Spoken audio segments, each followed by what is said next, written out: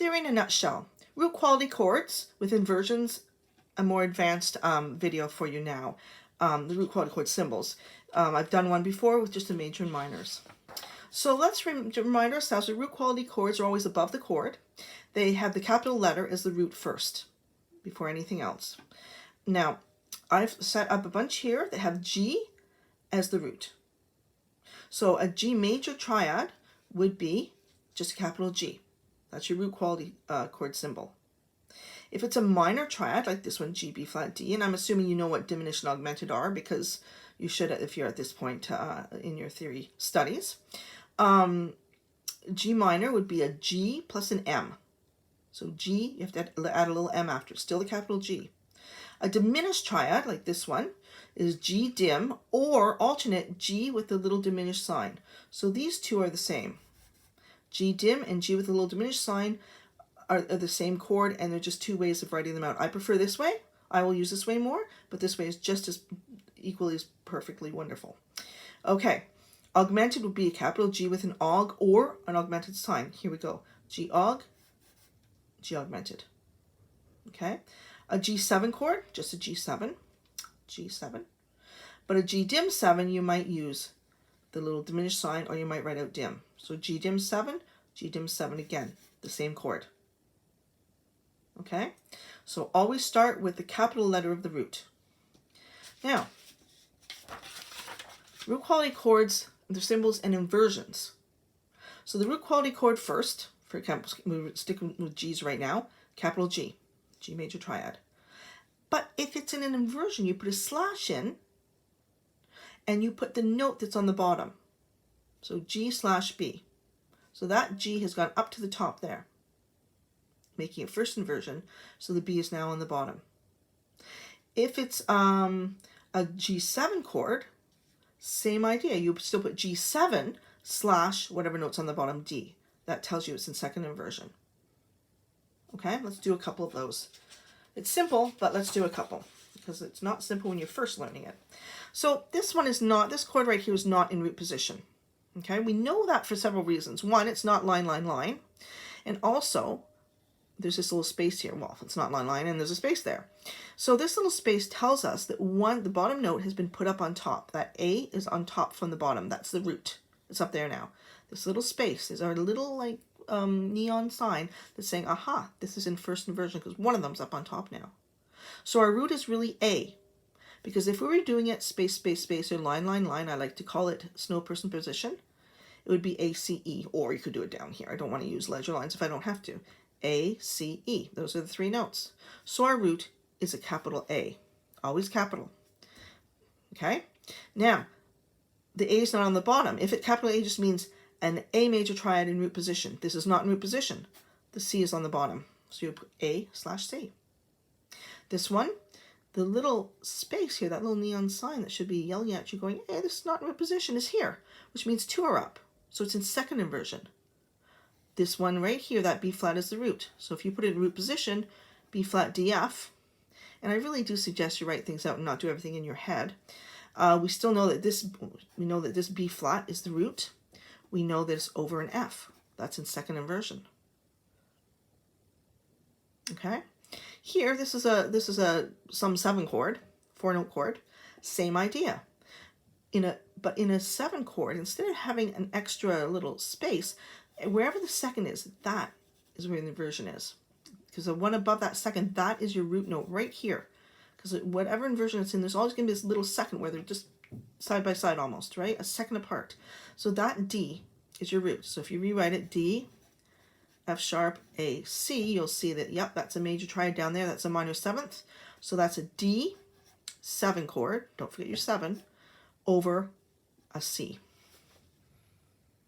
Okay? So that tells you that it's not in root position anymore. It's actually in third inversion. C's on the bottom, but it's a D7 chord. Now sometimes you have the question and it has a key signature. Now this is what I find people do. They look at this and they go, okay, well, I know that's a first inversion because there's that little, space there. So my root is a D, or you can think of it down here. There's your space, space, space. So my root is a D. And D, F, A. That's a minor triad. They forget there's an F sharp over here. Now, usually when it's right at the first question, they don't forget so much. But more, it's over when you get over here and you're away from looking at the key signature. You forget that there's sharps or flats over here. Like if you have a line of questions to do, be careful about that. It's really important to remember what's in the key signature if you're given one. Okay? This one up here didn't have key signatures. I used accidentals instead. So you're going to go D on top of F sharp. Right? So not D minor because there's an F sharp there. Then once you get past that, you've got to remember this is an F sharp. So oftentimes I'll see people go, oh, okay, I know it's D major, but it's over an F. Nope, it's over an F sharp. So some people, it helps them if they write them in as they go along. Right? All the whole line, write any sharps or flats that's in the key signature. Very good idea. Over here, we have a similar issue. Insofar as this is our root, right? We've got that little space there. That's a C sharp. So if we had written that in here, then I'd know, oh, it's a C sharp, E, G. Well, I know these should be sharp and they're not, so it's a C sharp dim over a G. But if we forgot about that C sharp, if you forgot, you might think it's a C major triad over a G. And you'd have it like, no, totally wrong. So be careful what's in the key signature. Okay? Now, here are some where sometimes you're asked, like, it just gives you the root quality chord and you've got to write out the chords underneath it. So it's like, oh, how do I do that? Well, it's easy. Easy for me to say, right? But it is. Break it down. Forget, like, a lot of things there. No, just D minor. What's in a D minor triad? D, F, A. D minor, D, F, A, because a major would have an F sharp. So it's a D, F, A. That's minor. F is on the bottom. Put a little line on the F. So then you know it's going to go F, A, and that one is over there. D, F, A. That's how you would do it. Let's do another one. A augmented, E sharp. Lots of what letters and things there, but no, it's break it down. A augmented. Okay, well, A is the root. A, C, E, because we know it's going to go A, C, E, space, space, space. So A major has a C sharp, and we know from a major triad to augmented, we raise this fifth. There's your E sharp. There we go. Now we've got it. So the E sharp's on the bottom. Okay, let's just do it like this then. E sharp. These both are going over here, and we do them, so A, and then C sharp. And don't forget to write your sharps in, or your flats in, or whatever, if there's no key signature. Or if there is, be very careful about that. We're going to do that down here. Just make sure that all your notes are the correct notes. Okay, now F7 over C. Well, what are the notes of the F7 chord? F, A, C, E. We know that's a major triad. That's a minor seventh. Oh, it's not a minor seventh. So therefore, we have to put a flat in there. Some people like to think of all their F7 or their 7 chords back to a key. And if you're one of those people, that's fine. What is F5 of? F is 5 of B flat. Right? So B flat major will have the E flat in it. If that didn't make sense to you, you're not one of those people that like to think back to the key. So that's okay. But I know some people do. They get confused when it's just an F7 by itself. They want to know what key it's from. And that it's good to be able to separate them, but I also know that people have their ways of learning. Okay, so we have a major triad and a minor seventh. Now, the C is on the bottom. These two are going to go over here. Right? It's good to have these little directions. So we're going to do C. We'll just do it here. C, E flat. Don't forget to put your accidental in. F, and A. That's how you would do that. So the C is on the bottom. The E sharp's on the bottom. The F's on the bottom. Okay?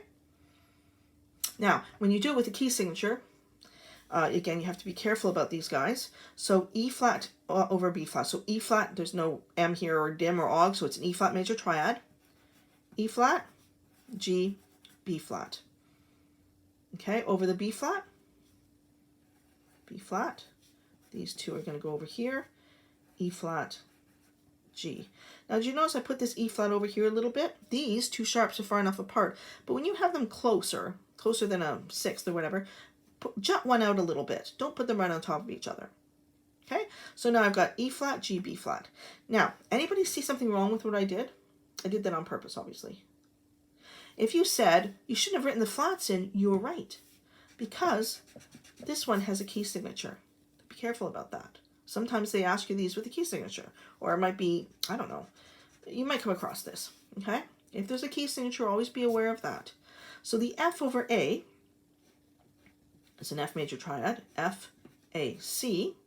Remember, we have this key signature here. It's not a double bar line. So the A is on the bottom, A, C. The F is going to go on top. Now, we have a key signature, so we actually have to write a natural here. You don't have to put one up here because it's just an A. There's no key signatures in root quality chord symbols, but there is one down here. So be careful. F, A, C. Okay? And just to finish off, I thought I'd just show you this little chart I did again. And this, so major, just the capital note. For example, G, G, M for minor, G, dim, or dim, G, aug, or the plus, G7, G, dim 7, G, dim 7, with a little diminished sign. Okay? Hope this helped.